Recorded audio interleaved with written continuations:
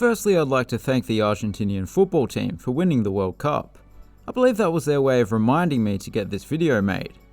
So since they went to the effort, let's check out the stadiums of the Argentine Primera División. Estadio Diego Armando Maradona. Just like in Napoli, the club has named their stadium after the man that is by far their greatest ever player.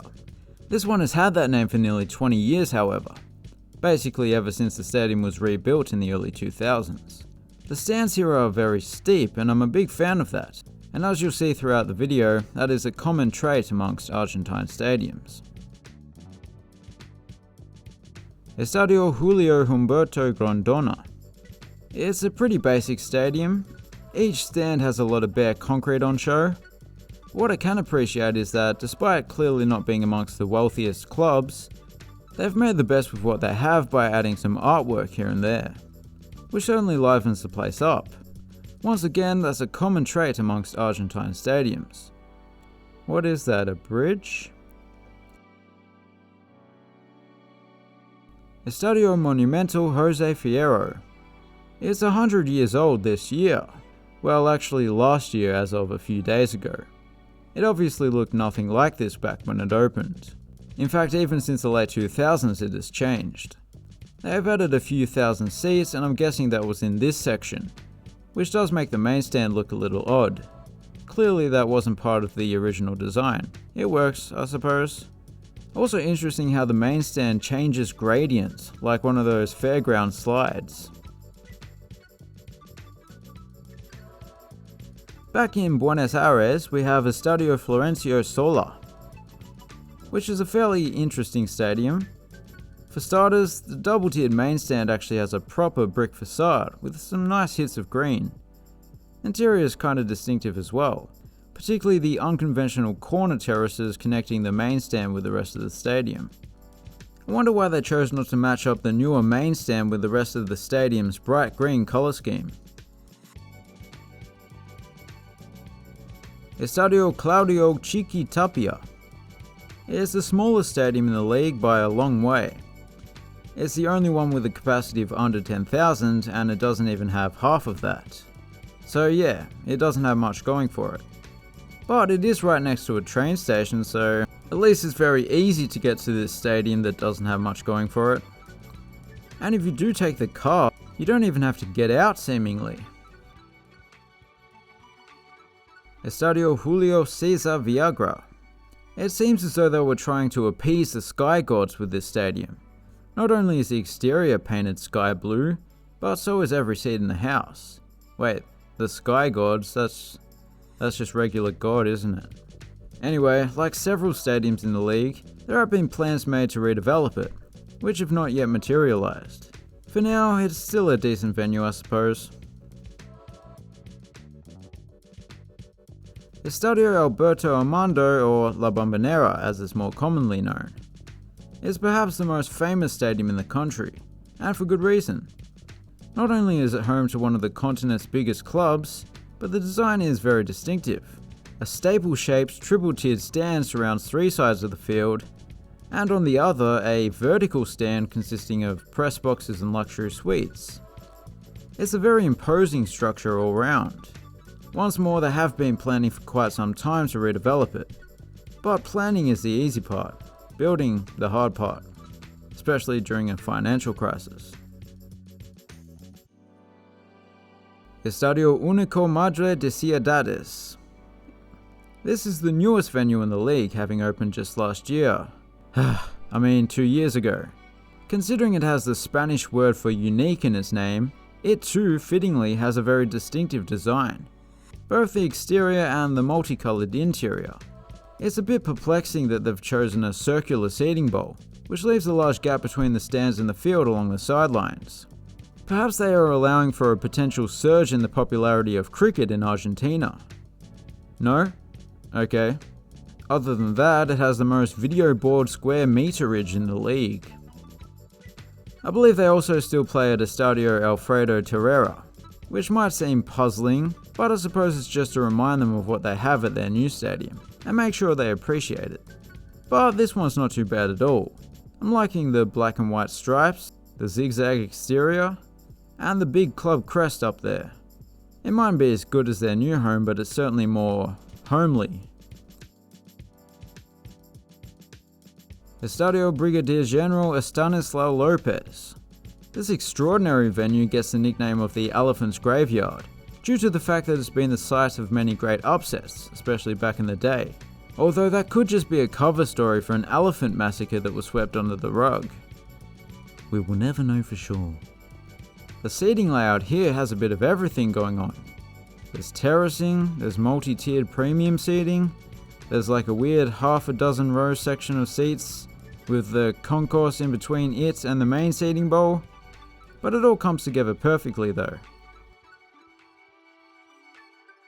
Estadio Norberto Tito Tomagello. It is a humble stadium, but it too has a variety of different stands. Some are standard, one is the skeletal metal variety that you can see through, and then there's this steep terrace stand that basically just looks like a wall. I assume there's some kind of seatbelt or Velcro arrangement to hold spectators in place. A few years back, one of the stands actually broke during a match. Always wear your seatbelt. Estadio Jorge Luis Hirski. Despite being one of the oldest stadiums in the country, the oldest in the league, it's looking like one of the newest. That's due to some major redevelopments that wrapped up a few years ago. Really, it is a completely new stadium that just sits on the site of the old one. Again, we see that same style of stand that we saw at La Bombonera. It seems to be most common in South America. I really like it. I think it just gives the stadium an interesting look and feel. Right next door we have Estadio Juan Camilo Zerillo, which is known as El Bosque, or the forest, and you can probably tell why. It's surrounded by a bit of El Bosque. That's not the only interesting aspect here. This little main stand has one of the few architecturally impressive facades we've seen so far, albeit a little worse for wear. It has after all been here since the 30s. Most of the stadium is simple terracing, but they have added some vibrant blue seats over here. Estadio Feliciano Gambate. The main stand at this ground was actually demolished just this year. Last year. It will be replaced by a modern stand with better facilities. And I believe they have considered redeveloping other parts of the stadium, but for now, it remains simple concrete terracing. However, they have at least done a good job at painting them. Sky Gods. Godoy Cruz also play at Estadio Malvinas Argentinas. Yes, the stadium is named after those islands off the east coast of Argentina. Ooh, now is probably a good time to point out to any Argentinians watching that I'm not British. And as long as you leave Australia's Heard and McDonald Islands alone, we're all good. It's just a big icy volcano anyway. This asymmetrical bowl stadium built for the '78 World Cup is unique in this league. Bowl-style stadiums don't seem to be very common in Argentina, but I quite like them. This is a particularly sunken bowl, as you can see, which not only cuts the cost of construction, but allows for a bit of a scenic backdrop to be seen. Estadio Thomas Adolfo Duco. Plenty of the stadiums in this league are over 70 years old, but the interesting thing about this place is that after a complete rebuild in the late 1940s, it basically hasn't changed apart from a few aesthetic details. I can see why they haven't wanted to touch it. For one, the capacity is more than adequate, but also the exterior is made up of an ornate facade all round. I believe it has heritage status. Wait, what the? That guy's wearing an Australian rugby top. Oh, and of course it has its own attached tower, because why not? Estadio Libertados de America was built in the 1920s on the side of a lagoon that had been drained, obviously. It was a time when most stands were constructed from timber, but this was built from concrete from the start, making it well ahead of its time. It's come a long way since then. It's now not only better, but significantly redder. I particularly like these multi-tiered corner sections. They were added during a rebuild over 10 years ago. Beautiful stadium. Estadio Presidente Perón. Interestingly, this is named after a former president of Argentina who was an avid supporter of racing club, who are based in another city. But he loaned this club some money to build this stadium. Good to see it wasn't governing based purely on his football allegiance. Although Racing Club have named their stadium after him as well for the same reason. Anyway, there doesn't appear to be any actual seats in the house, other than those in the skyboxes. It's just pure concrete. Pretty good looking concrete. Estadio Ciudad de Lanús.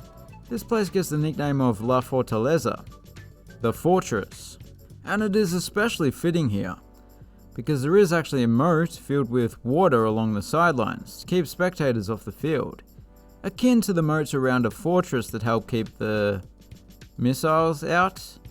Yeah, not so useful nowadays. Other than that, this is one of the few older stadiums in the league that has an extensive roof, which not only shelters spectators from the rain, but enhances their vocals. Such an intimidating atmosphere. Estadio Marcelo Bielsa.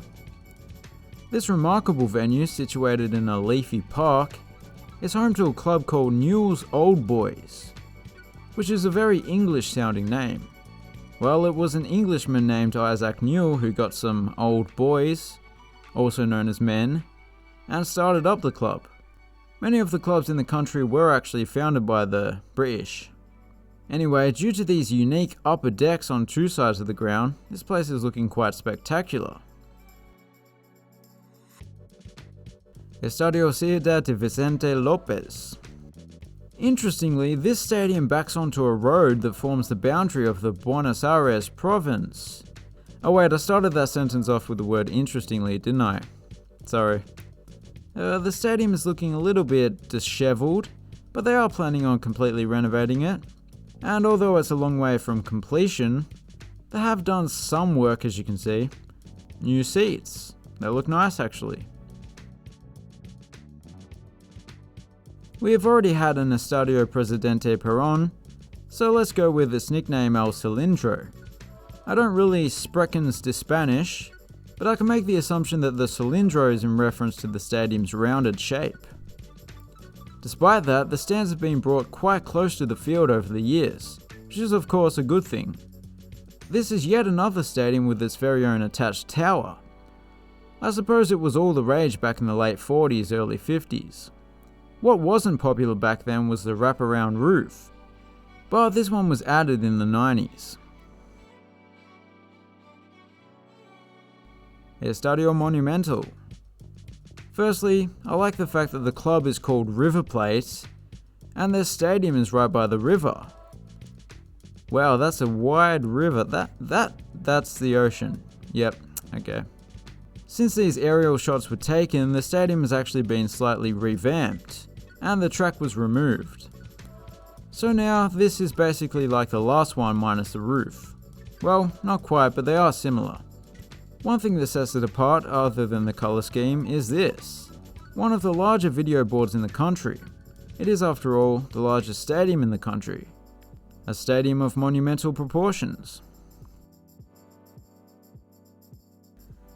Estadio Gigante de Orollito. Okay, now I'm fairly sure I can confidently say that this is next to a river. Not only due to the fact that it is definitely a river, but Orollito actually means little stream, and Gigante means giant. And a river really is just a giant stream at the end of the day.